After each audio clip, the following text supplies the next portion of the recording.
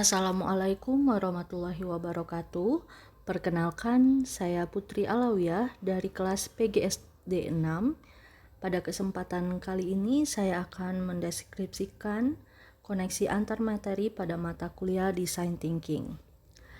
Adapun pertanyaan dari jenis kegiatan koneksi antar materi adalah, saat ini Anda telah memiliki ide media pembelajaran yang kreatif. Lalu coba petakan, adakah bidang studi atau materi mata kuliah lain yang berhubungan dengan ide media pelajaran Anda. Sebagai contoh, misalnya Anda akan menggunakan media belajar di luar ruangan menggunakan bahan bekas pada pelajaran matematika. Untuk itu, Anda dapat menghubungkan teori dari bidang studi atau mata kuliah lain terkait pembelajaran di luar ruangan dan materi bidang studi yang diampu.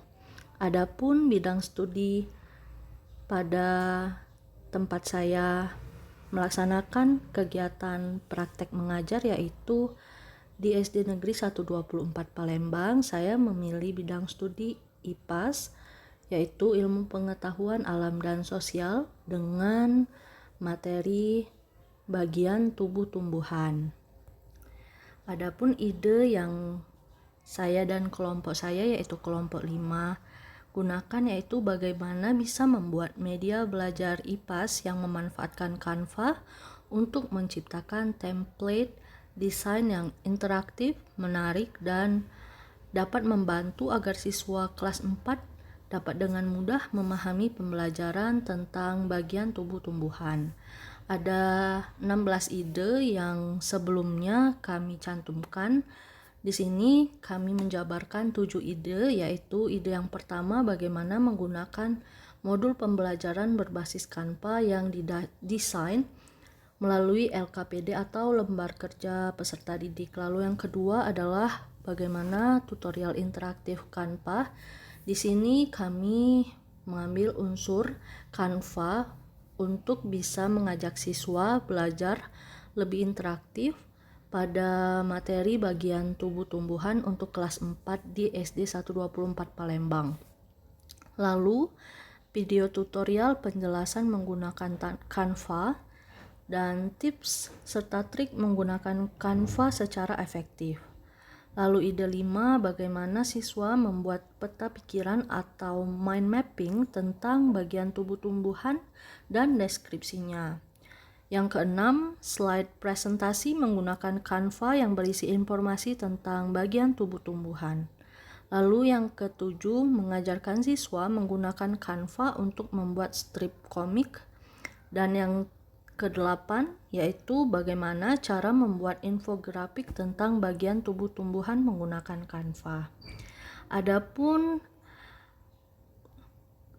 hubungan dengan mata kuliah terkait pembelajaran yang kami pilih yaitu materi IPAS, yaitu bagian tubuh tumbuhan, yaitu ada pada mata kuliah yang kami ampu atau saya ampu, yaitu prinsip pengajaran asesmen, yaitu bagaimana merancang pembelajaran yang mendalam dan bermakna bagi peserta didik.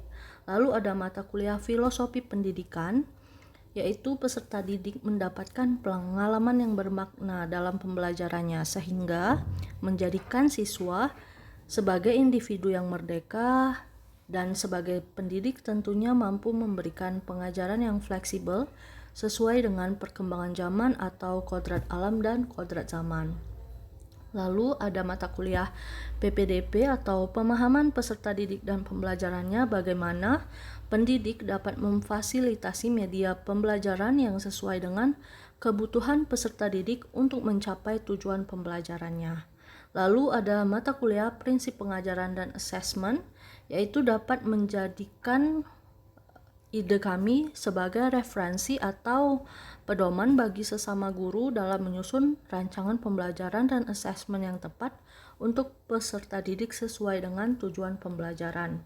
Lalu ada mata kuliah yang kami ampu pada semester 2 yaitu pembelajaran sosial emosional, yaitu mendesain pembelajaran untuk memenuhi kebutuhan peserta didik sehingga mencapai keseimbangan akademik, sosial, dan emosional.